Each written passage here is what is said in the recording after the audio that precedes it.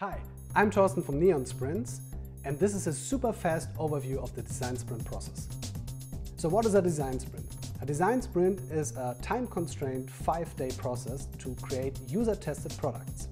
It's been used by Airbnb, Medium, Slack and Google Ventures to validate ideas early. Originally invented for startup teams, we've updated the process for the corporate world.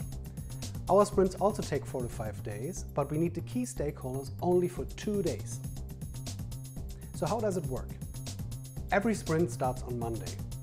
We invite stakeholders and experts to create a map of the challenge and then align the stakeholders towards one task for the sprint. In the afternoon, we create tons of ideas, but we won't brainstorm them. We work together alone to create more detailed and focused solutions. On Tuesday, we pick the best solution for the problem. But instead of debate, we use a structured decision-making process that also works as a filter to uncover first improvement potentials. In the afternoon, we create a detailed storyboard of the prototype we are going to test.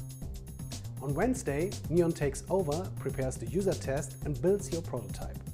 A prototype is like a facade or a fast forward into the future that allows your users to experience your idea before you actually build it. On Thursday, we test the prototype with 5 users of the intended target group. We will discover obvious patterns.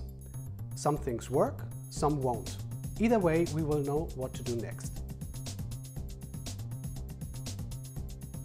Depending on the outcome of Thursday, we either use Friday to rework the prototype and start into a second sprint, or we prepare a pitch deck for your stakeholders and define a clear roadmap on what's next.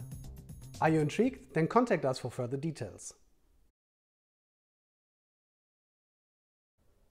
Hey, do you want to find out how to develop successful products faster? Subscribe to our YouTube channel, also to find out on how not to make YouTube videos.